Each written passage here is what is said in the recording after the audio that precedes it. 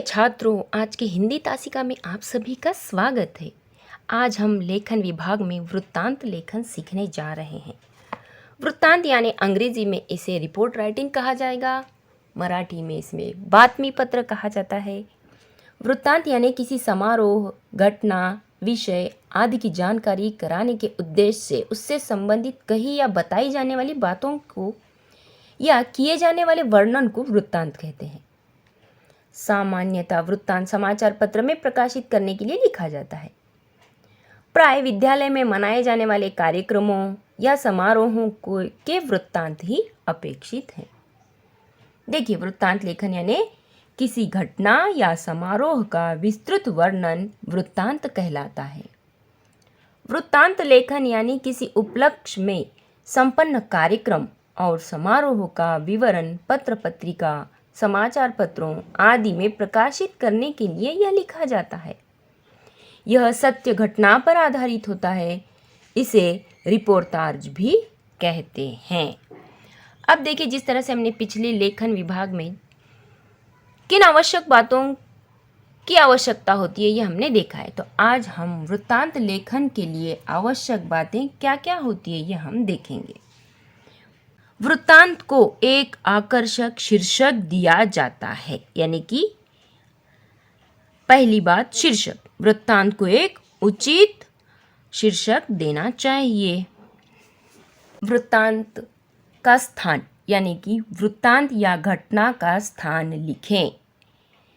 वृत्तांत का आरंभ समारोह या घटना के स्थान अर्थात गांव या शहर के नाम से किया जाता है। तीसरी बात, दिनांक, वृत्तांत का दिनांक लिखे, यानी कि स्थान के बाद दिनांक लिखा जाता है।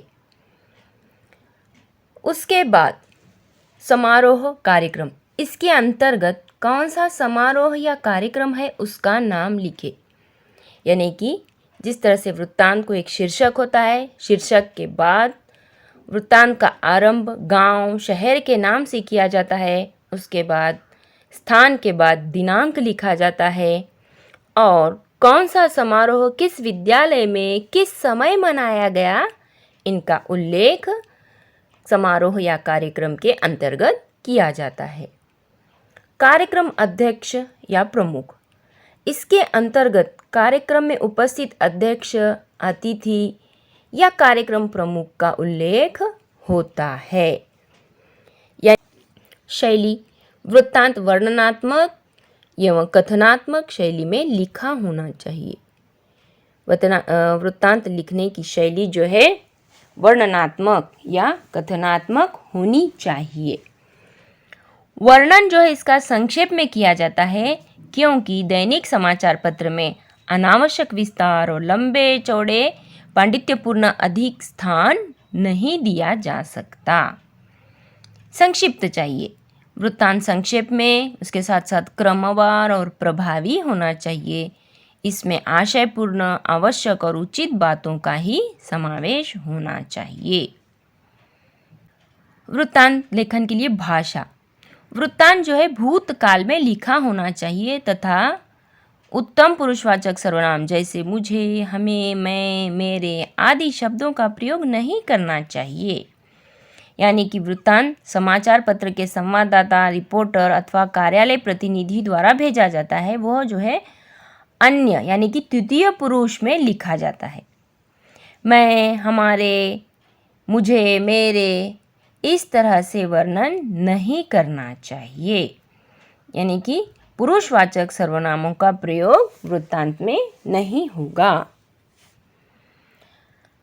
समापन एवं आभार प्रदर्शन, वृत्तांत लेखन में समारोह के अंत में समापन एवं आभार प्रदर्शन का वर्णन होना चाहिए, यानी कि आभार प्रदर्शन आदि का उल्लेख अंत में किया जाता है।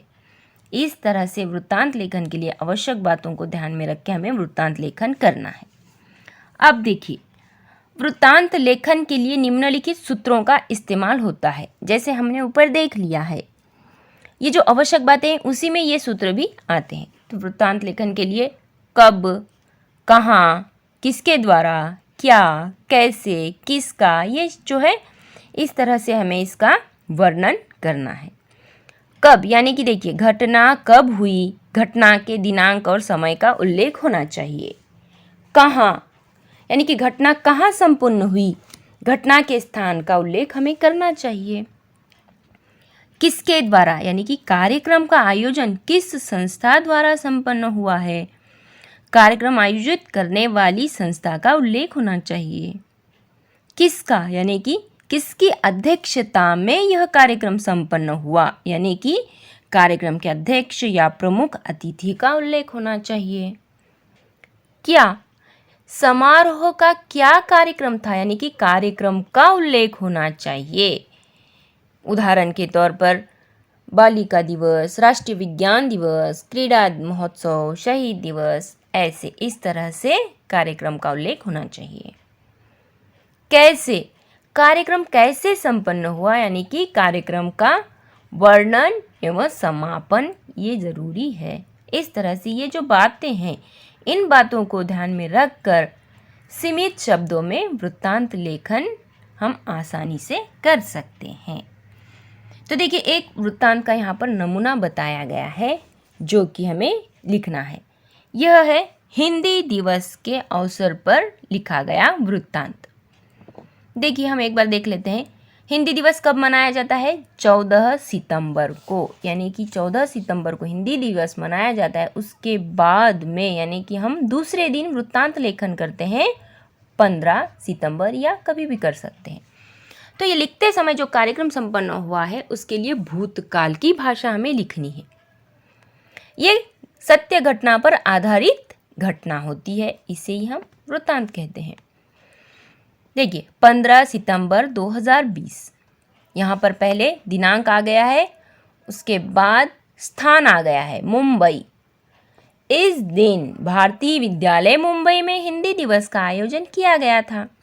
प्रमुख अतिथि के रूप में हिंदी भाषा की सुप्रसिद्ध लेखिका श्रीमती वीणा चौधरी जी कार्यक्रम में उपस्थित थी। यहाँ पर अब जो अध्यक्ष थे, अतिथि थे, प्रमुख थे, उनका नाम दिया गया है। इस तरह से हमें लिखना है।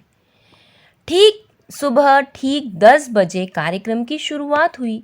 विद्यालय के विद्यार्थी प्रमुख शैलेश कुमार ने पुष्पगुच्छ देकर मुख्य अतिथि महोदया जी का स्वागत किया। स्कूल की प्राचार्य श्रीमती विमला जी ने हिंदी दिवस का महत्व बताया। उन्होंने आज हिंदी भारत के हर क्षेत्र में ही नहीं अपितु विदेशों में भी बोली और जानी जाती है, इस विषय पर अपने विचार प्रस्तुत किए।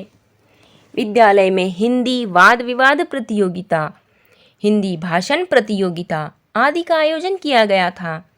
विद्यालय के कुछ छात्रों ने नृत्य और नाटिका का रंगारंग कार्यक्रम प्रस्तुत कर इस दिन की शोभा में 4 चांद लगा दिए।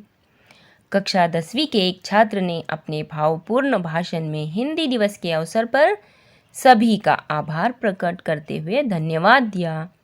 सुबह 12 बजे कार्यक्रम का समापन हुआ। इस तरह से हमें वृत्तांत लेखन करना है। इसमें अगर आपको कोई दिक्कत है, कोई कठिनाइयाँ हैं तो आप लोग कमेंट बॉक्स में लिख सकते हैं।